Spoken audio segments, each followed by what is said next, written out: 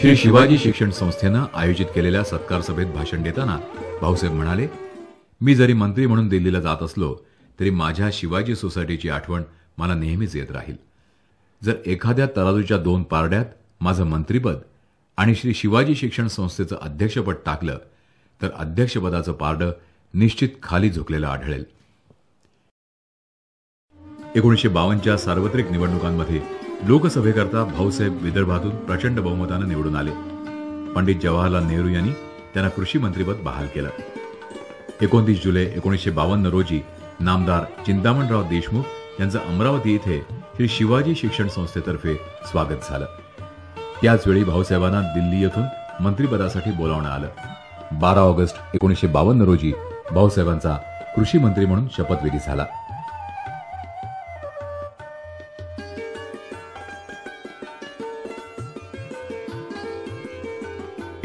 साली गोपाळराव उर्फ आबासाहेब खेडकर श्री शिवाजी शिक्षण संस्थेचे उपाध्यक्ष झाले.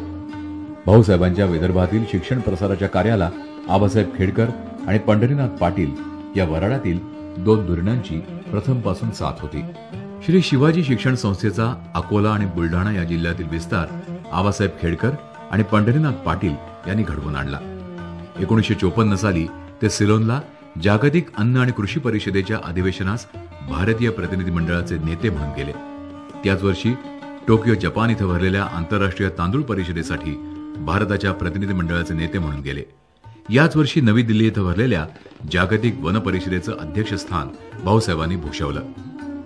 1956 साली कलकत्ता इथं भरलेल्या आंतरराष्ट्रीय अन्न आणि कृषी संघटनेच्या अधिवेशनाचे अध्यक्ष म्हणून भाऊसाहेबांची निवड झाली. कृषी मंत्रिपदाची सूत्र हाती घेतल्यानंतर काही दिवसातच भाऊसाहेबांनी जपानी भात शेतीच्या पद्धतीचा प्रचार करून तांदळाच्या उत्पादनाच्या बाबतीत क्रांतिकारी बदल घडवून आणण्याची महत्वाची कामगिरी केली. पंतप्रधान पंडित नेहरू यांनी अशा प्रयोगांना अनुकूलता दर्शवली. भाऊसाहेबांनी भात शेतीच्या प्रचाराचं प्रचंड आंदोलनच सुरू केलं. या अभिनव प्रयोगाच्या यशामुळे साऱ्या जगाचं लक्ष भारतानं वेधून घेतलं. 1953 साली भाऊसाहेब रोम इथं आंतरराष्ट्रीय अन्न आणि कृषी परिषदेला भारताचे प्रतिनिधी म्हणून गेले. तिथेही जपानी भात शेतीच्या भारतातील प्रयोगांविषयी चर्चा झाली. भाऊसाहेबांनी 15-16 जुलै 1954 रोजी श्रीनगर इथं राज्यांचे कृषी, सहकार, पशुपालन खात्याचे मंत्री, तज्ज्ञ आणि शेतकरी यांचा मेळावा भरवला. डॉक्टर करण सिंग या मेळाव्याचे अध्यक्ष होते.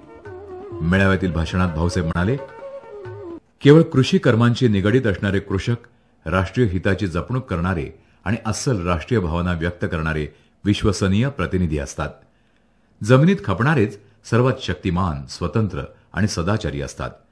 त्यांच्याच निष्ठा देशाशी बांधलेल्या असतात आणि तेच देशाचे स्वातंत्र्य आणि हित याबाबतीत वचनबद्ध असतात. अमेरिकेतील कॅलिफोर्निया राज्यातील मिल्स फॉर मिलियन्स या संघटनेच्या कार्यकारी संचालिका फ्लॉरेन्स रोज या 1955 साली भारतात आल्या होत्या. भाऊसाहेबांची त्यांनी भेट घेतली. विचार विनिमयानंतर 3 जून 1955 रोजी दिल्ली इथं मिल्स फॉर मिलियन्स ही संघटना स्थापन झाली. भाऊसाहेब या संघटनेचे अध्यक्ष होते. मिल्स फॉर मिलियन्स या संस्थेतर्फे भारतात विविध शहरांमध्ये अन्नविषयक प्रदर्शनांचं आयोजन भाऊसाहेबांनी केलं.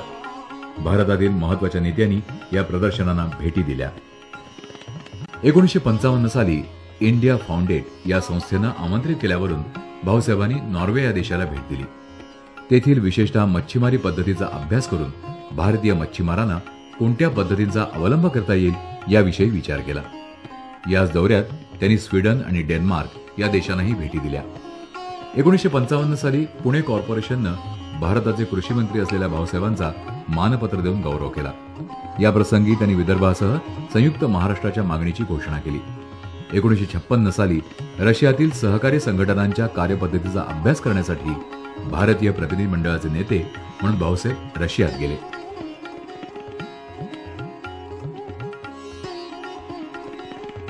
...1957 साली लोकसभेच्या निवडणुका झाल्या.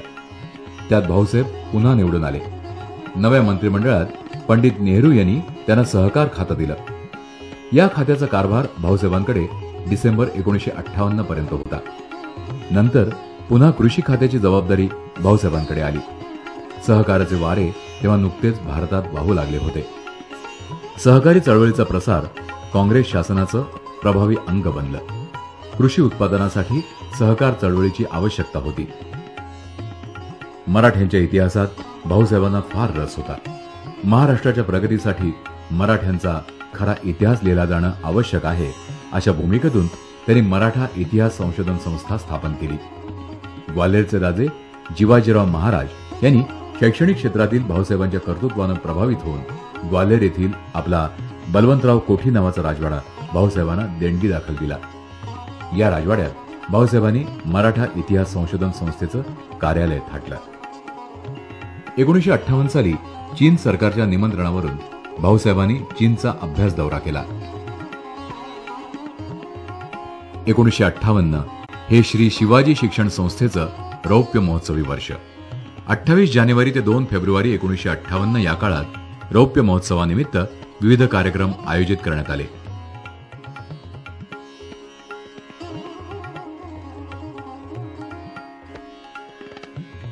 समारंभाचे मुख्य पाहुणे भारताचे उपराष्ट्रपती डॉक्टर राधाकृष्णन हे होते. तत्कालीन केंद्रीय जलविद्युत मंत्री नामदार सका पाटील हे सांगता समारंभाचे मुख्य पाहुणे होते. त्यांनी भाऊसाहेबांच्या कृषकोपयोगी शिक्षण कार्याबद्दल त्यांना कोटी कोटी धन्यवाद दिले.